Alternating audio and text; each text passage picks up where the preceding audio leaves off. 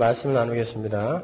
창세기 2장 25절에서 3장 21절까지의 말씀, 조금 길지만 집중하셔서 그 내용을 잘 파악하시면서 한번 우리 함께 봉독하시겠습니다. 아담과 그 안에 두 사람이 벌거벗었으나 부끄러워 아니하니라. 여호와 하나님의 지으신 들짐승 중에 뱀이 가장 간교하더라. 뱀이 여자에게 물어가로되 하나님이 참으로 너희더러 동산 모든 나무의 실과를 먹지 말라 하시더냐? 여자가 뱀에게 말하되 동산 나무의 실과를 우리가 먹을 수 있으나 동산 중앙에 있는 나무의 실과는 하나님의 말씀에 너희는 먹지도 말고 만지지도 말라. 너희가 죽을까 하노라 하셨느니라. 뱀이 여자에게 이르되 너희가 결코 죽지 아니하리라. 너희가 그것을 먹는 날에는 너희 눈이 밝아 하나님과 같이 되어 선악을 알 줄을 하나님이 아심이니라. 여자가 그 나무를 본즉 먹음직도 하고 보암직도 하고 지혜롭게 할 만큼 탐스럽기도 한 나무인지라. 여자가 그 실과를 따먹고 자기와 함께 한 남편에게도 주매 그도 먹은지라. 이에 그들의 눈이 밝아 자기들의 몸이 벗은 줄을 알고 무화과나무 잎을 엮어 치마를 하였더라. 그들이 날이 서늘할 때에 동산에 거니시는 여호와 하나님의 음성을 듣고 아담과 그 아내가 여호와 하나님의 낯을 피하여 동산 나무 사이에 숨은지라. 여호와 하나님이 아담을 부르시며 그에게 이르시되 네가 어디 있느냐? 가로되 내가 동산에서 하나님의 소리를 듣고 내가 벗었으므로 두려워하여 숨었나이다. 가라사대 누가 너의 벗었음을 내게 구하였느냐? 내가 너더러 먹지 말라 명한 그 나무 실과를 내가 먹었느냐? 아담이 가로되 하나님이 주셔서 나와 함께 하게 하신 여자 그가 그 나무 실과를 내게 주므로 내가 먹었나이다. 여호와 하나님이 여자에게 이르시되 내가 어찌하여 이렇게 하였느냐? 여자가 가로되 뱀이 나를 꾀므로 내가 먹었나이다. 여호와 하나님이 뱀에게 이르시되 내가 이렇게 하였으니 내가 모든 육축과 들의 모든 짐승보다 더욱 저주를 받아 배로 다니고 종신토록 흙을 먹을지니라. 내가 너로 여자와 원수가 되게 하고 너의 후손도 여자의 후손과 원수가 되게 하리니 여자의 후손은 내 머리를 상하게 할 것이요 너는 그의 발꿈치를 상하게 할 것이니라 하시고 또 여자에게 이르시되 내가 네게 잉태하는 고통을 크게 더하리니 네가 수고하고 자식을 낳을 것이며 너는 남편을 사모하고 남편은 너를 다스릴 것이니라 하시고 아담에게 이르시되 내가 내 아내의 말을 듣고 내가 너더러 먹지 말라 한 나무 실과를 먹었은즉 땅은 너로 인하여 저주를 받고 너는 종신토록 수고하여야 그 소산을 먹으리라. 땅이 내게 가시덤불과 엉겅퀴를 낼 것이라. 너의 먹을 것은 밭의 채소인즉 내가 얼굴에 땀이 흘러야 식물을 먹고 필경은 흙으로 돌아가리니 그 속에서 내가 취함을 입었습니다. 너는 흙이니 흙으로 돌아갈 것이니라 하시니라. 아담이 그 아내를 하와라 이름하였으니 그는 모든 산자의 어미가 되며더라. 여호와 하나님이 아담과 그 아내를 위하여 가죽옷을 지어 입히시니라. 아멘. 우린 지난주에 하나님께서 선악과를 따먹고 부끄러운 자들이 되어버린 인간들을 어떠한 방법으로 그 부끄러움을 가리시고 하나님의 백성으로 만들어내시는지를 창세기부터 요한계시록까지 점진적으로 기록된 행위언약과 은혜언약을 살펴봄으로 해서 확인을 했어요. 기억나시죠? 행위언약, 은혜언약, 선악과 나무, 생명나무. 우리는 그 자국을 통해서 성경뿐만 아니라 이 인류의 역사까지도 모두 선악과 나무와 생명나무의 상호관계에서 도출이 되는 십자가를 내용으로 하고 있다는 것을 다시 한번 확인할 수 있었어요. 지난주에 시간이 모자라서 미처 다 설명드리지 못한 부분이 있어서 그 내용을 프린트를 해서 내가 300부를 만들어 갖고 왔어요. 아주 중요한 내용이니까 한 분씩 가져가셔서 잘 숙지해 놓으시기 바랍니다. 그게 제 설교 원고예요. 보시면서 우리 목사가 설교 원고를 어떻게 쓰는가도 한번 보시고요. 이제 본문의 내용을 한 절 한 절 주의를 하면서 어떻게 오늘 본문의 이야기가 십자가를 담고 있는지를 살펴보겠습니다. 먼저 본문 2장 25절을 보시면 타락하기 전에 아담과 하와는 벌거벗었으나 부끄러움을 몰랐다라는 내용이 나오죠. 타락하기 전에 아담과 하와는 한 몸이었기 때문에 부끄러울 것이 없었다라는 거예요. 그 말은 타락을 하기 전에 인간은 비록 타락할 수 있는 가능성을 내포는 하고 있었지만 하나님과 사람과 자연과 자기 자신과의 관계 속에서 의의 모습을 갖고 있었다라는 의미인 거예요. 제가 전에 성경이 말하는 의, 짜다크라는 개념에 대해서 간단하게 설명을 해드린 적이 있죠? 이 땅에 존재하는 네페시, 존재들은 반드시 관계에 의해서 존재를 하게 되는데 그 관계가 요구하는 것을 성실하게 서로 수행해내는 것을 의라고 한다고 그랬죠. 그러니까 의인이라는 것은 하나님과의 관계에서 하나님께서 요구하시는 순종과 의뢰와 그분의 영광을 드러내는 삶을 잘 살아내는 자를 말하는 거고요. 하나님께서 지정하신 질서에 의해서 자연과의 관계 속에서도 자연을 잘 다스리고 정복하는 자이며 사람과의 관계에서도 네가 나고 내가 너라는 그런 일체의 관계를 유지하는 자이며 자기 자신과의 관계에서는 자신이 하나님이 지시하신 그 질서를 벗어나서 해를 당하지 않도록 자신을 보호하고 사랑하는 자를 말하는 거예요. 그게 의인인 것입니다. 착한 일을 하는 사람이 의인이 아니라 그 관계가 요구하는 것들을 충실히 수행해내는 걸 의인이라고 한단 말이에요. 성경은요.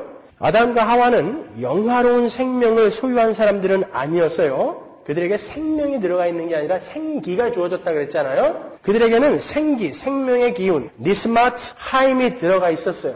그래서 그들은 의의 모습을 보일 수 있는 자들이었어요. 아담과 하와의 그 의로운 모습은 비록 타락의 가능성을 내포한 것이었지만 able to sin, 그죠? 타락의 가능성을 내포한 것이었지만 온전한 의의 그림자였단 말이에요. 그래서 타락하기 전에 아담과 하와는 하나님과 사람과 자연과 자기 자신과의 관계에 있어서 한시적이지만 의로운 관계로 존재했어요. 그래서 이 인간이 벌거벗었는데도 불구하고 하나님 앞에서 부끄러워하지 않은 것이고 서로를 바라보면서도 부끄러워하지 않았던 거예요. 의로운 관계에 있었기 때문에 생기에 의해서. 그게 2장 25절인 것입니다. 근데 하나님께서 인간의 타락을 허락하시고 하나님의 은혜를 거두어 가시자. 왜 하나님께서 인간의 타락을 허락하셨다라고 표현을 하는지는 지난주에 설명해드렸죠. 그렇게 하나님의 은혜를 거두어 가시자 그 모든 관계들이 깨져버렸어요. 그 상태를 바로 불의라고 하는 거예요.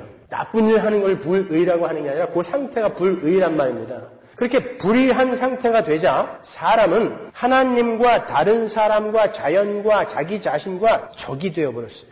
그 연합의 상태가 깨어져 버리자 인간은 하나님 앞에서도 부끄러움을 갖게 되었고 서로를 향해서도 부끄러움을 느끼게 되어버렸어요. 그래서 숨은 것입니다. 그때부터 인간은 스스로의 힘으로 그 부끄러움을 가리는 작업에 착수했죠. 제일 먼저 한 게 뭐예요? 오늘 본문에 나오죠? 무화과 나무 잎으로 자기의 치부를, 부끄러움을 가려버린 것입니다. 본문 7절로 가보겠습니다. 이에 그들의 눈이 밝아 자기들의 몸이 벗은 줄을 알고 무화과 나무 잎을 엮어 치마를 하였더라. 그들이 날이 서늘할 동안에 동산에 거니시는 여호와 하나님의 음성을 듣고 아담과 그 아내가 여호와 하나님의 낯을 피하여 동산나무 사이에 숨은지라. 여호와 하나님의 아담을 부르시며 그에게 이르시되 네가 어디 있느냐 가로되 내가 동산에서 하나님의 소리를 듣고 내가 벗었으므로 두려워하여 숨었나이다. 여기서 등장하는 무화과 나무 잎은요, 그들이 치마를 해입은 무화과 나무 잎은 인간이 자신들의 공허를 메우고 부끄러움을 감추기 위해서 역사 속에서 토해낸 과학, 문명, 철학, 종교, 학문, 교육 등등의 인간 쪽에서의 행위를 총칭하는 단어인 거예요. 그러나 무화과 나무 잎의 특징은 잠깐이면은 말라버린다라는 거예요. 그래서 인간들은 자신들의 부끄러움을 가리기 위해 쉴 수가 없는 거예요. 마찬가지로 인간들이 자신들의 공허함을 메우고 부끄러움을 가리기 위해 만들어낸 그런 모든 것들은 한시적으로는 만족감과 안전감을 줄 수 있지 모르지만 절대로 인간의 공허함을 온전히 메워주거나 그들의 부끄러움을 가려줄 수 없는 거예요. 돈, 명예, 철학, 종교, 학문, 교육 이런 것들이 우리들의 목마름을 완전히 해결할 수 없고 우리들의 부끄러움을 완전히 가려줄 수 없는 것이란 말입니다. 그래서 우리의 인생이 이렇게 고단한 거예요. 그런 걸로 되는 줄 알고 가려봤더니 아니야. 돈을 벌어서 가렸더니 아니야. 여전히 목말라. 여전히 부끄러워요. 명예를 얻어서 가려봤더니 여전히 부끄러워. 그러니까 인간들은 쉴 수가 없는 거예요. 계속 가려야 되니까. 그 부끄러움은, 그 공허함은 십자가 앞에서만 메워지고 가려질 수 있어요. 하나님이 빠져나간 자리이기 때문에. 그래서 주님께서 말씀하시는 것입니다. 수고하고 무거운 짐진 자들아 다 내게로 와라. 어떻게 해준다고요? 쉬게 해줄게. 그러는 것입니다. 그 쉼이라는 건 너희들 부자 만들어줄게, 명예 얻게 해줄게가 아니라 너희들을 쉬게 해줄게. 그런 것으로, 그런 무화과 나무 잎으로 더 이상 안 가려도 되는 그러한 복된 소식을 내가 알려줄게. 그 이야기가 바로 수고하고 무거운 짐진 자들아 내게로 와라. 내가 쉬게 해줄게. 의미인 거예요. 뿐만 아니라 오늘 본문에는 그보다 더 무서운 불의의 결과가 또 한 가지 나타나 있어요. 그렇게 불의하게 되어버린 자들은 자신의 부끄러움을 가리는 방법으로 자기 이외의 다른 존재들을 공격한다는 거예요. 그 공격의 대상에는 창조주이신 하나님까지도 포함됩니다. 본문 11절로 가보죠. 가라사대 누가 너의 버섯음을 내게 구하였느냐? 내가 너더러 먹지 말라 명한 그 나무 실과를 내가 먹었느냐? 아담이 가로되 하나님이 주셔서 나와 함께 하신 여자 그가 그 나무 실과를 내게 주므로 내가 먹었나이다. 죄를 지은 아담이 자기의 부끄러움을 가리기 위해 누구를 공격해요? 여자. 그리고 누구까지? 하나님까지. 하나님 당신이 만들어서 준 여자가 나에게 먹게 했다라고 이야기하는 거예요. 하나님까지도 공격의 대상으로 삼는 거죠. 이렇게 하나님의 은혜가 떠난 티끌인 인간은 자신이 왕이 되고픈 욕망에 사로잡혀서 자신의 부끄러움을 감추기 위해 하나님을 포함한 자기 이외의 모든 존재들을 적으로 간주하여 공격하는 자가 된 거예요. 그게 타락한 존재들의 속성인 것입니다. 우리가 우리 속에서 흔히 볼 수 있는 시기, 질투, 분열, 전쟁, 험담 이런 것들이 바로 타락의 결과물들인 거예요. 그리고 그러한 타락한 죄인들의 속성이 백일하에 드러난 곳이 바로 십자가인 것입니다. 하나님까지도 죽이더라는 거예요. 예수님이 이 땅에 오셔서 너희들은 죄인이다라고 하니까 그 부끄러움을 가리는 방법으로 이 멍청한 인간들이 그 하나님을 죽여버리더라는 것이죠. 이렇게 인간들은, 타락한 인간들은 공격 성향을 갖게 되어 있다고요. 자기의 부끄러움을 가리기 위해서. 자, 그러한 모든 것들이 사실은 자기의 부끄러움을 가리기 위한 처절한 몸부림인 거예요. 그러니까 걸핏하면 남을 욕하고 비난하고 시기하고 험담하는 사람은 아직도 자기 스스로 자신의 부끄러움을 가리는 수준에서 벗어나지 못한 아주 저급하고 불쌍한 사람인 거예요. 오스트리아의 궁정악장이었던 안토니오 살리에리라는 사람이 있었죠. 굉장히 뛰어난 사람이었는데 볼프강 아마데우스 모차르트라는 사람이 딱 나타나자마자 그 사람이 밀렸어요.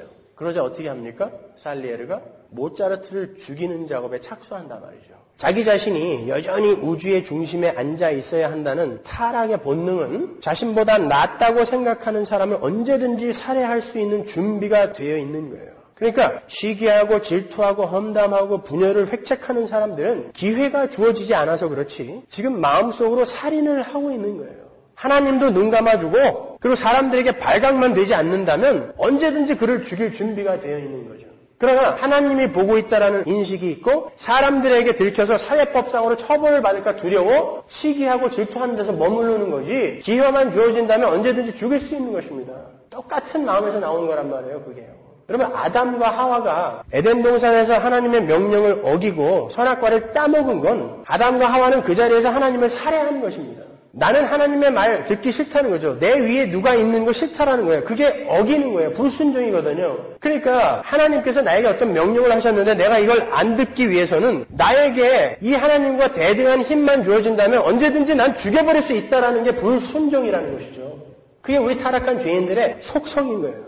공격성. 하나님께서는 이 긴 역사를 통해서 당신의 백성들에게 죄의 결과가 얼마나 무시무시한 것이며 인간들의 열심과 노력이 얼마나 허망한 것인지를 경험케 하시는 거예요. 인간들의 공허함과 부끄러움은 스스로의 노력이나 힘으로 채워지거나 가려지는 것이 아니라 오직 하나님의 은혜로만 채워지고 가려질 수 있다는 사실을 그들의 오성과 인격 속에 역사 속에서 새겨버리시는 것입니다. 그래서 이 6,000년이 넘는 이 인류의 역사가 우리에게 주어진 거예요. 성경은 그래서 오늘 본문 말미에 하나님께서 하나님의 의중을 깨달은 아담과 하와에게 가죽옷을 지어서 입히시는 모습을 기록하고 있는 거예요. 21절 볼까요? 여호와 하나님이 아담과 그 아내를 위하여 가죽옷을 지어 입히시니라. 하나님은 아담과 하와가 스스로 만들어 입은 무화과 나무 잎으로 만든 치마를 걷어버리시고 하나님이 손수 지으신 가죽옷을 입히심으로 그들의 부끄러움을 가리셨어요. 인간들의 노력, 열심 싹 걷어버리고 하나님께서 지으신 은혜의 옷으로 갈아입힌 거예요. 그게 바로 복음인 거예요. 행위 언약하에서 부끄러운 존재가 되어버린 어떠한 노력으로도 그 부끄러움을 가릴 수 없었던 당신의 백성들에게 하나님께서 은혜의 옷을 지어서 입히신 거예요. 아울러 이 구절 속에는 하나님께서 티끌에 불과한 인간들을 어떻게 영화로운 당신의 백성들로 만드실 것인가에 대한 방법도 힌트되어져 있어요. 하나님께 순종하지 못하고 그분을 거역한 티끌인 인간이 부끄러움이 가려진 영화로운 그분의 백성이 되기 위해서는 무죄한 재물이 대신 죽고, 짐승이 죽었잖아요. 무죄한 재물이 대신 죽고 그 재물의 공로로 옷을 입어야만 가능하다는 것을 힌트하고 있는 것입니다. 그러니까 창세기 3장 21절에서 이미 자기의 백성을 위해 십자가를 지시는 예수 그리스도가 나타나고 있는 거예요. 그 짐승의 모습에서. 예수 그리스도께서 십자가에서 벌거벗겨져서 죽으신 것은 바로 아담과 하와의 벌거벗은 부끄러움을 대신 안고 죽으시는 모습을 우리에게 보여주시는 거예요. 아담과 하와가 벌거벗어서 숨었잖아요. 부끄러워서, 창피해서. 근데 예수님이 십자가에서 그렇게 벌거벗겨져서 죽으셨다니까요. 왜? 아담과 하와의 부끄러움이 되셔서 십자가에서 그분이 죽으신 것입니다. 그런 말미암아 그분의 부활 속에서 우리에게 이제 가죽옷 정도가 아닌 의의 흰 옷이 입혀진 거예요. 이 이야기가 이 창세기에 다 들어있는 것입니다. 누디스트들이 이 창세기를 증거로 대면서 모든 인간이 옷을 벗고 사는 게 창조의 목적에 부합하게 사는 삶이라고 주장을 합니다만 그들의 주장은 창세기만 알고 요한계시록은 모르는 거죠. 하나님은 옷을 벗고 사는 에덴 동산의 아담과 하와를 최종 목적으로 삼으신 것이 아니라 옷을 벗고 사는 아담과 하와를 통해서 생기, 니스마타임, 생기를 받고 하나님의 은혜 아래, 한시적으로 하나님의 은혜 아래에 있는 자들의 한시적 의를 설명하신 것이고 하나님의 은혜로 그러한 한시적인 의와는 비교할 수도 없는 영원한 의의 흰옷을 입은 당신의 백성을 탄생시키는 것을 목적으로 인간과 우주와 역사와 시간을 창조하신 거란 말입니다. 그러니까 그런 사람들이 그렇게 이야기하면 이야기해 주세요. 옷 사서 입으라고. 그게 성경적이라고. 이렇게 오늘 본문 안에 창세기부터 요한계시록까지의 모든 내용이 하나님의 구속사가 모두 들어있어요. 그리고 또 오늘 본문의 내용 전체는 본문 3장 15절 안에 완벽하게 요약되어져서 담겨져 있어요. 따라서 창세기 3장 15절을 이해하시면 오늘 본문 전체의 이해가 아주 용이할 뿐만이 아니라 성경 전체의 내용을 이해하는 데도 큰 도움이 됩니다. 15절 볼까요? 내가 너로 여자와 원수가 되게 하고 너의 후손도 여자의 후손과 원수가 되게 하리니 여자의 후손은 네 머리를 상하게 할 것이요 너는 그의 발꿈치를 상하게 할 것이니라 하시고 하나님께서 뱀에게 저주를 하세요. 뱀과 여자가 원수가 되게 하고 뱀의 후손과 여자의 후손도 원수가 되게 하고 여자의 후손은 그 뱀의 머리를 상하게 할 거고 뱀은 여자의 후손의 발꿈치를 상하게 할 것이다라는 저주예요. 왜 이 구절이 원시복음, 최초 복음이라고 불리는지에 대해서는 제가 여러 번 설명을 해드렸어요. 간단하게 복습을 하고 넘어갈게요. 여러분이 아시다시피 뱀은 사단의 도구예요. 그래서 성경은 그 뱀을 서슴없이 사단이라고 불러요. 요한계시록 12장 9절을 보세요. 큰 용이 내어 쫓기니 옛뱀, 곧 마귀라고도 하고 사단이라고도 하는 온 천하를 꿰는 자라. 그죠? 계시록 20장 2절 용을 잡으니 곧 옛뱀이요 마귀요 사단이라. 여기 옛 뱀이라고 번역이 된 오핀이라는 이 단어 앞에 톤이라는 정관사가 붙어 있어요. 그러니까 정확하게 번역을 하면 그 옛 뱀이라는 뜻이에요. 그러니까 요한계시록은 창세기에 그 뱀을 지칭하고 있는 거예요. 그 옛 뱀을 잡아보니 그가 사단이요 마귀였다라고 이야기하는 거예요. 따라서 오늘 본문의 뱀이 사단이라는 것은 확실하게 성경 안에서 증명이 됐어요. 그런데 그 사단은 하나님의 저주로 여자와 원수가 된다 그래요. 여자는 누구예요? 단순히 하와를 가리키는 걸까요? 여자. 여자가 누굽니까? 우리가 요한계시록 공부할 때 배웠는데 계시록 12장 5절 보세요. 여자가 아들을 낳으니 이는 장차 철장으로 만국을 다스릴 남자라 그 아이를 하나님 앞과 그 보좌 앞으로 올려가더라. 그 여자가 광야로 도망하며 거기서 1260일 동안 저를 양육하기 위하여 하나님의 예비하신 곳이 있더라. 보시면 여자가 낳은 아이가 있는데 그 낳은 아이는 철장으로 만국을 다스릴 아이예요. 누구예요? 예수 그리스도. 시편 2편에 나오잖아요. 보고 가죠. 6절. 내가 나의 왕을 내 거룩한 산 시온에 세웠다 하시리로다. 내가 영을 전하노라. 여호와께서 내게 이르시되 너는 내 아들이라. 오늘날 내가 너를 낳았도다. 내게 구하라. 내가 열방을 유업으로 주리니 내 소유가 땅 끝까지 이르리로다. 네가 철장으로 저희를 깨뜨리며 질그릇같이 부수리라 하시도다. 그러면 그 예수 그리스도를 낳은 여자가 누구예요? 그것을 알기 위해서는 예수 그리스도가 이 땅에 오셔야만 했던 원인을 규명하면 되겠죠. 그분을 이 땅에 오시게 한 이유가 바로 예수 그리스도를 이 세상에 낳게 된 동인이 될 테니까요. 그죠? 예수 그리스도는 왜 이 땅에 오셨죠? 교회, 하나님의 백성들을 구원하시기 위해 오신 거 아닙니까? 예수 그리스도는 이 땅의 역사 속에 던져진, 역사 속에 존재하는 하나님의 교회들을 구하기 위해서 그 교회들의 필요에 의해서 교회가 이 땅에 있기에 이 땅에 내려오신 거예요. 그러니까 예수를 낳은 게 누구예요? 교회인 것입니다. 그러니까 그 여자는 누구다? 교회, 하나님의 백성들인 거예요. 따라서 여자는 예수 그리스도의 신부로 창세전에 택해진 하나님의 백성들을 총칭하는 상징어인 거죠. 그래서 철장으로 만국을 다스릴 아들을 낳은 그 여자가 광야에서 1260일 동안 하나님께 양육을 받는다라는 부연 설명이 붙어 있는 거예요. 1260일에 대해서는 제가 요한계시록에서 또 자세히 설명해 드렸어요. 다니엘서 9장에 72일에 설명하면서 자세하게 설명해 드렸잖아요. 한때, 두때, 반때, 3년 반, 1260일, 42달. 이게 무엇인지 제가 설명해 드렸어요. 뭐였습니까? 남아있는 그 반일회가 뭐였어요? 하나님께서 예수 그리스도를 이 땅에 보내심으로 말미암아 예수 그리스도가 완벽한 제사장, 완벽한 제물로 하나님 앞에 영단번에 드려졌어요. 그 이후로는 제사와 제물이 필요 있어요, 없어요? 완성됐으니까. 그러면 성전이 필요 없잖아요. 그래서 AD 70년에 로마의 타이터스 장군을 시켜서 하나님이 성전을 박살을 내버렸다고요. 그때부터 예수님이 다시 오시는 그 기간 동안을 한때, 두때, 반때, 반일에, 3년 반, 1260일, 42달 이렇게 성경이 표현한다고 그랬지 않습니까? 그러니까 그 기간은 무슨 기간이다? 교회가 이 땅에 탄생하여 그들이 신앙의 여정 동안 겪어야 할 광야 인생길. 그것이 바로 1260일인 거예요. 그러니까 이 여자가 1260일 동안 신앙생활 동안 자기의 신앙의 여정 동안 하나님으로부터 양육을 받더라. 그게 바로 광야 인생길이다가 바로 계시록 12장 6절인 것입니다.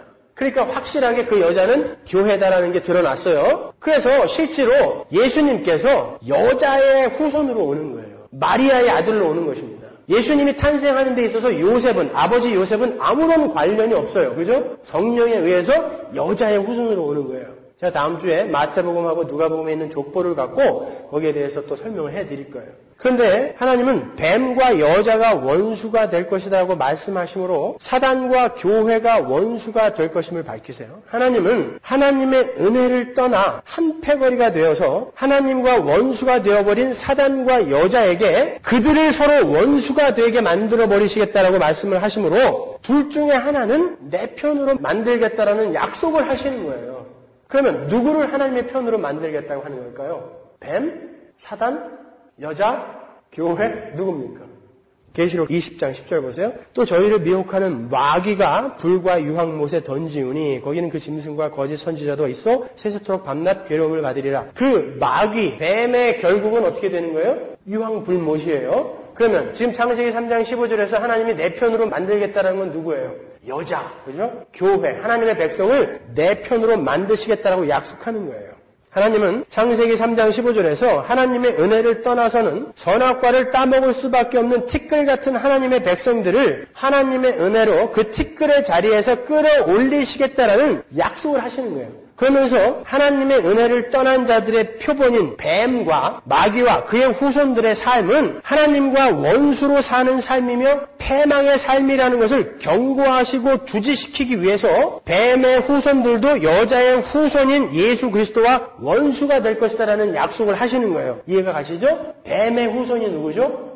요한복음 8장 44절 보세요. 너희는 너희 아비 마귀에게서 났으니 여기 아비가 나와요. 너희 아비의 욕심을 너희도 행하고자 하느니라. 저는 처음부터 살인한 자요 진리가 그 속에 없으므로 진리에 서지 못하고 거짓을 말할 때마다 제 것으로 말하나니 이는 저가 거짓말장이요 거짓의 아비가 되었음이니라. 마귀의 후손이 누구예요? 잘 보시면 욕심이라는 단어가 나오죠. 마귀의 후손은 사단이 그랬던 것처럼 자기 자신의 욕심을 위해 자기의 왕좌를 위해 하나님마저도 타고넘는 모든 자들을 마귀의 후손이라고 하는 거예요. 성경은 마귀와 마귀의 후손, 마귀의 세력을 바로 그렇게 자기가 왕이 되기 위해 하나님까지도 타고넘는 불순종하는 그런 자들이라고 표현을 하는 것입니다. 하나님은 그렇게 자기 자신을 위해 하나님을 절대 상위의 자리에서 끌어내리고 자신이 우주의 중심이 되어 사는 자들을 가리켜 예수 그리스도의 원수라고 부르심으로 하나님은 당신의 백성들을 반드시 그 원수의 자리에서 건져내시겠다라는 의지를 창세기 3장 15절에서 밝히고 계시는 거예요.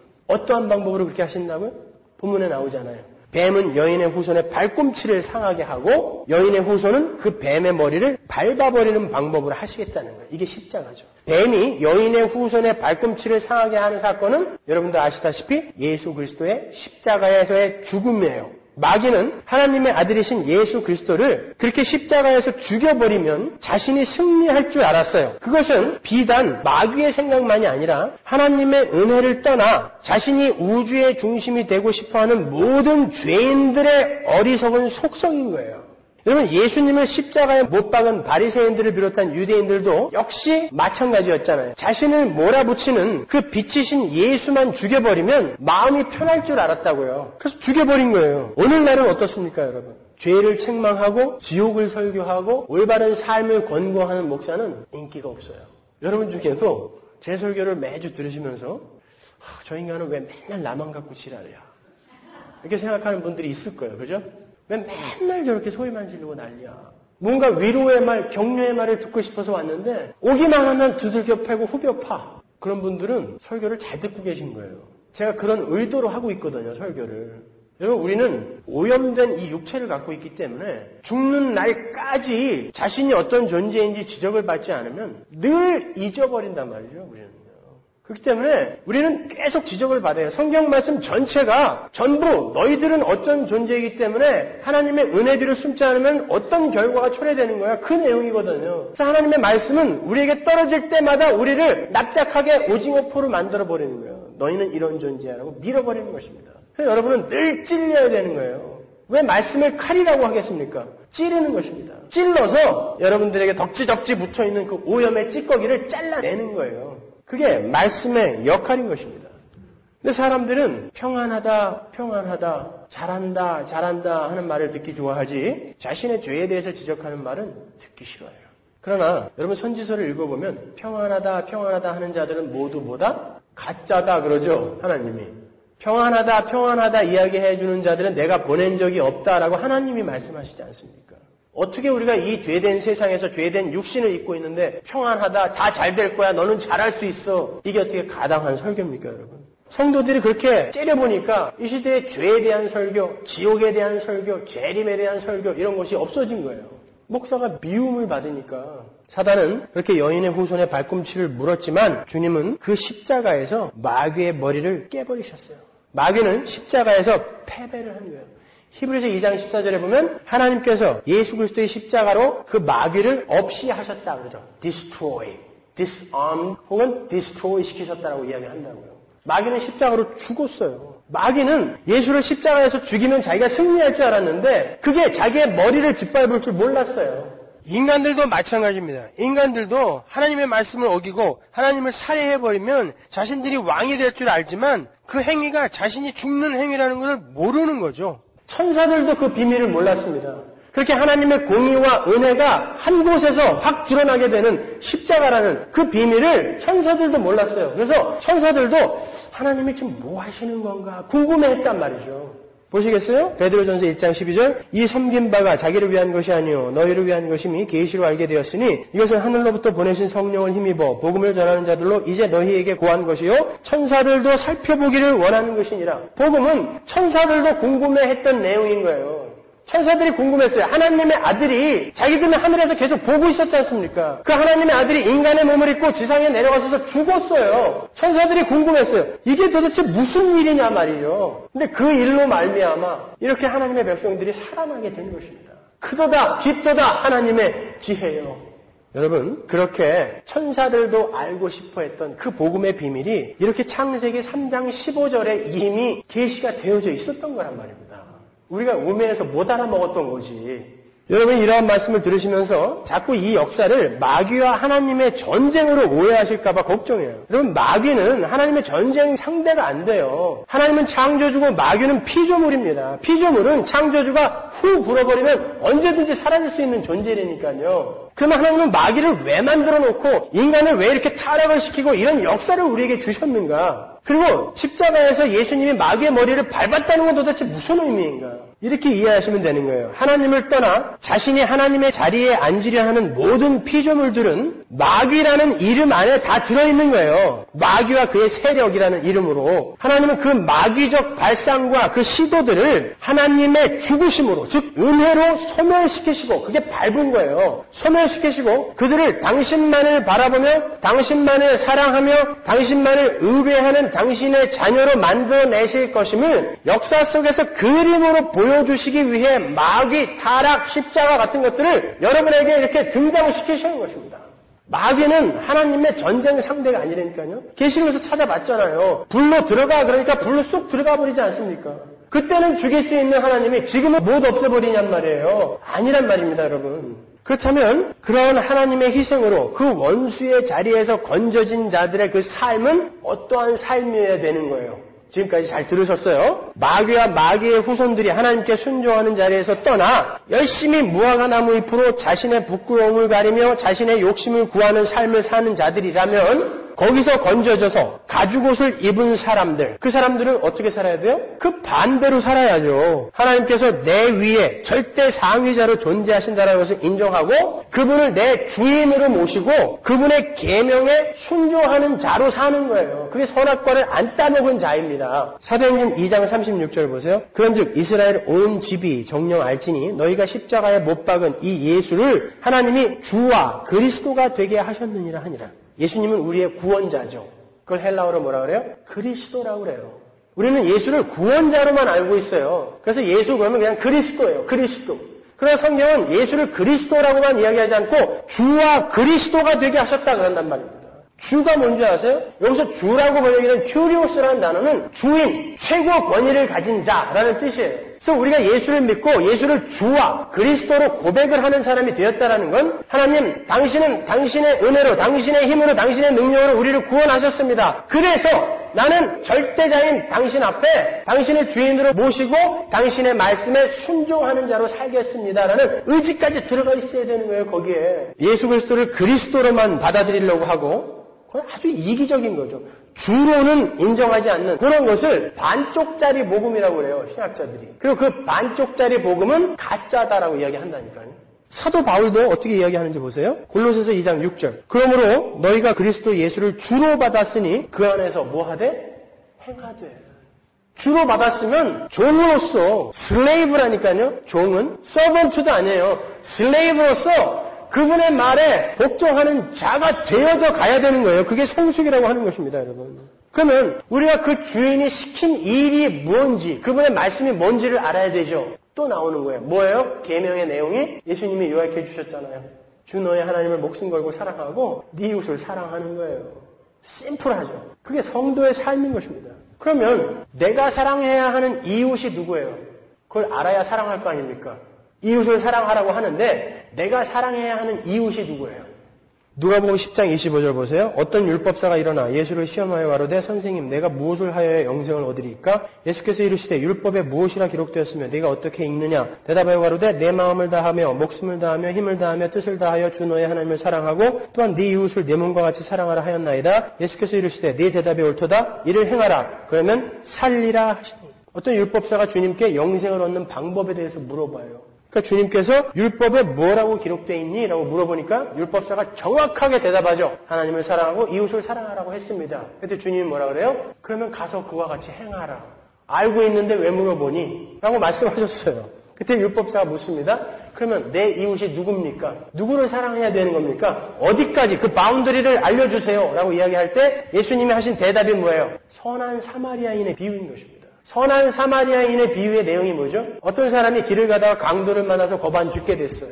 근데 그 자리를 이스라엘을 상징하는, 대표적으로 상징하는 레위인과 제사장이 지나가죠. 근데 그냥 지나갑니다. 레위인과 제사장은 제사를 지내는 사람들이라 부정한 것을 보거나 만지면 안 되니까 아마 그래서 지나갔을 거예요. 근데 그 자리에 이스라엘이 원수로 여기는, 개 취급도 안 하는 사마리아인이 등장해요. 근데 그 사마리아인은 그 죽어가는 사람을 보고 치료를 정성껏 해주고 자기 돈을 털어, 알지도 못하는 사람을 자기 돈을 털어 여관 주인에게 맡기고 부비가 더 들면 더 낼 테니까 잘 돌봐주세요 라고 하고 간단 말입니다. 그러면서 주님이 묻죠. 누가 선한 이웃이냐? 율법사가 이야기합니다. 당연히 사마리아인이죠. 주님이 또 그러죠. 그럼 가서 그와 같이 하라. 보세요. 율법사는 누가 내 이웃입니까? 라고 물었어요. 근데 주님은 뭐라 그래요? 네가 선한 이웃이 되라 그래요.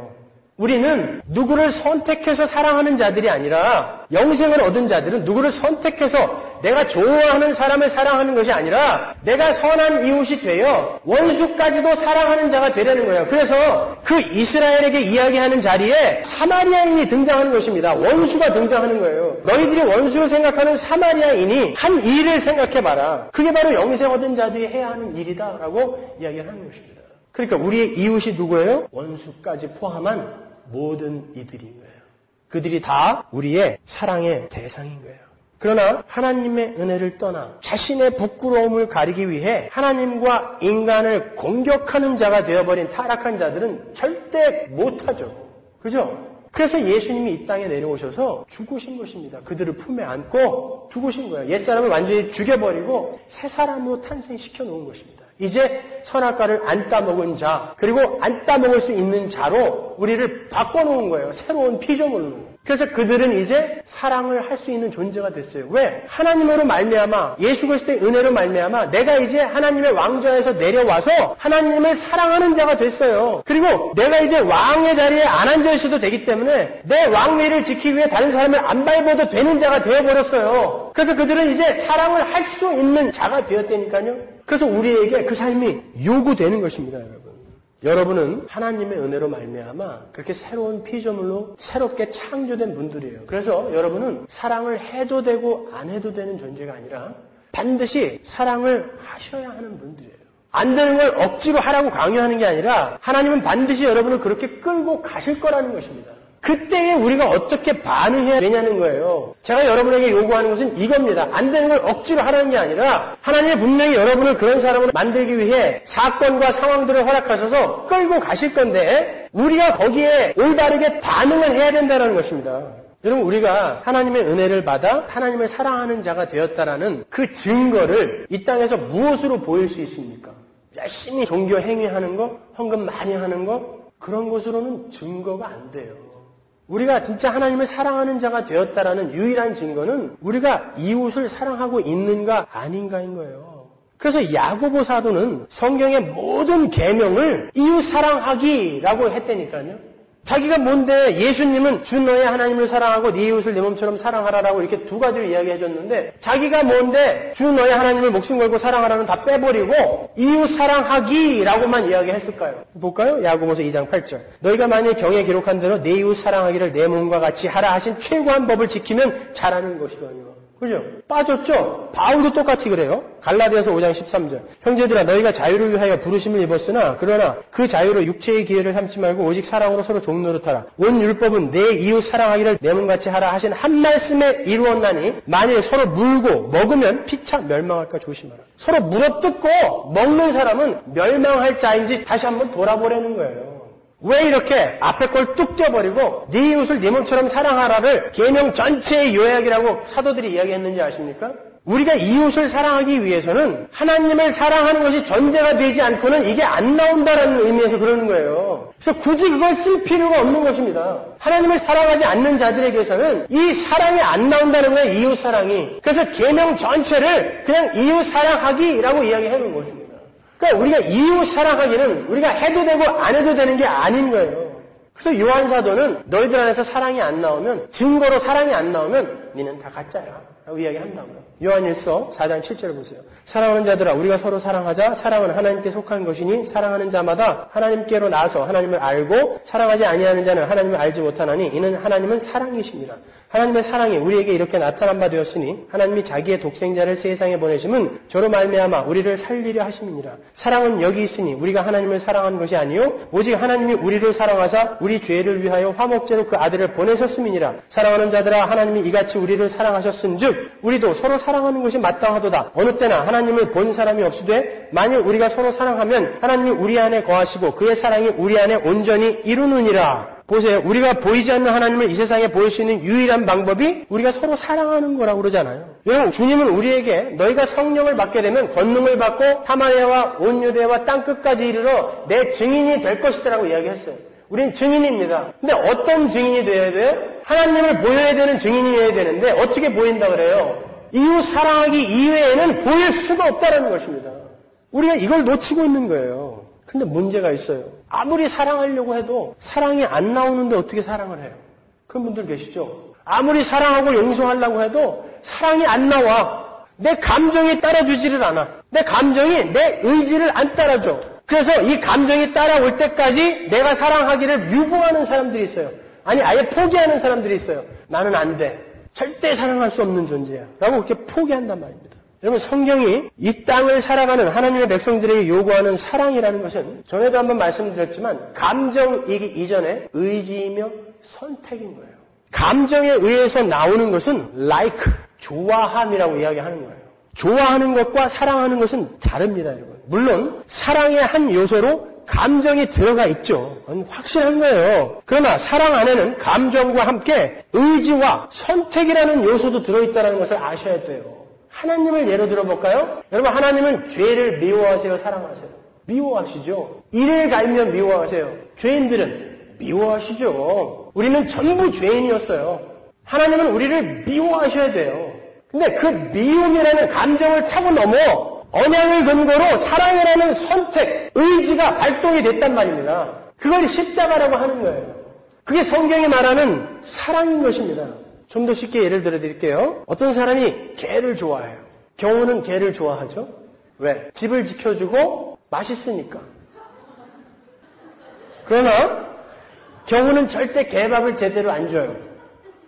개가 아프다고 병원에도 안 데려갑니다. 불편하니까.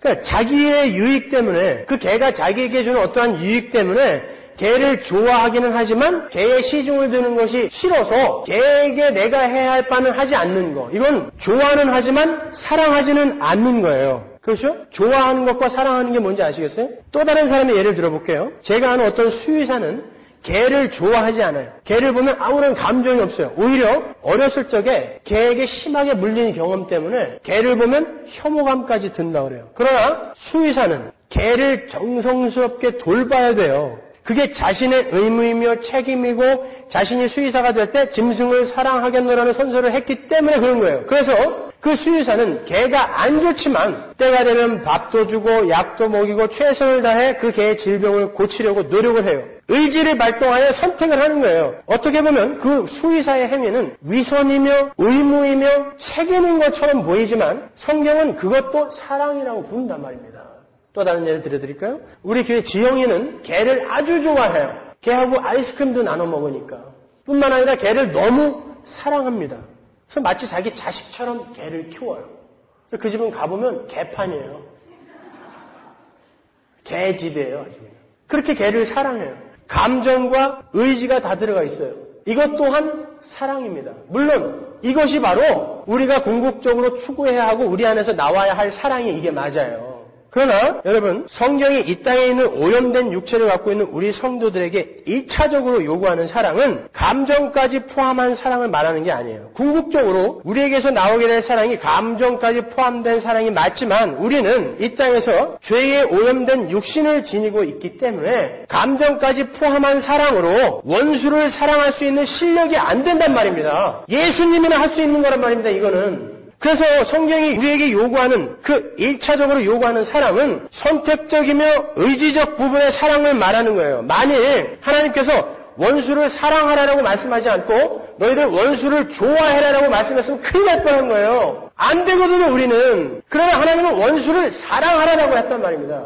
그 말은 너희들 마음속에서 지금은 그 사람을 좋아하는 감정이 안 올라온다 할지라도 너희는 그를 사랑하기로 선택하라는 거예요. 예를 들어서 내 남편이나 아내나 내 교회 멤버가 너무 미워서 죽겠어요. 눈만 뜨면 죽여버리고 싶어. 그럼에도 불구하고 그를 바라보며 도끼 눈을 뜨지 않고 커피를 한 잔 타다 갖다 주는 것을 선택적 사랑이라고 하는 것입니다. 그걸 위선이라고 보면 안 되는 거예요. 물론 그렇게 갖다 주면서도 속으로 아직까지 앙금이 가라앉지 않아서 먹다가 확 뒤져라. 이런 마음으로 갖다 줄 수도 있지만 이 선택을 하라는 것입니다. 그게 사랑하라는 거예요. 그러니까 안 된다고 핑계댈 수가 없는 거죠. 그렇게 우리가 선택하고 의지를 발동하여 사랑을 할 때 하나님께서 우리에게 감정까지도 동원된 사랑을 할 수 있는 자로 만들어주시는 것입니다.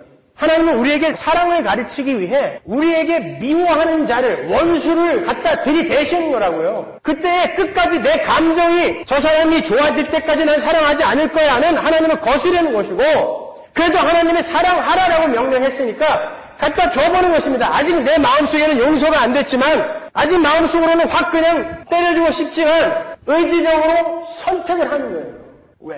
나는 내 감정을 조차 살기로 하지 않고 이제는 하나님의 말씀을 조차 살기로 했기 때문에 내 감정은 사랑 못하는 인간이지만 하나님이 원수를 사랑하라고 했으니까 내 의지로 해보는 것입니다.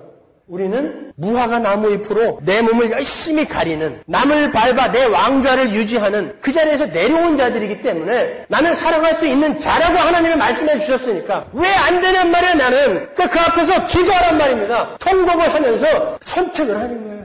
그게 우리에게 요구되는 것입니다. 사랑해요. 여러분, 그렇게 사랑하시면서 여러분은 언젠가 사랑과 미움이라는 게 참 종이 한 장 차이구나. 옛날엔 그렇게 죽이고 싶던 사람이 어떻게 요즘은 또 이렇게 곰살맞게 그냥 없으면 못 살 것 같고 이럴까? 이런 것들을 경험한다니까요, 우리가. 그러면서 사랑과 미움이라는 건 그건 정말 종이 한 장 차이구나 깨닫는 것입니다. 그리고 진짜 사랑하는 자로 지어져 가는 거예요. 여러분은 남의 옷을 벗겨 나의 부끄러움을 가리는 자가 아니라 내 옷을 벗어 남의 부끄러움을 가려주는 선한 사마리아 같은 그런 성도의 자리로 부르심을 받은 분들이에요. 무화과나무 이파리로 대충 가린 분들이 아니라니까요. 이제 의의 흰옷을 입은 분들입니다. 그러면 우리 그 신분에 맞게 한번 멋지게 살아보자는 말입니다.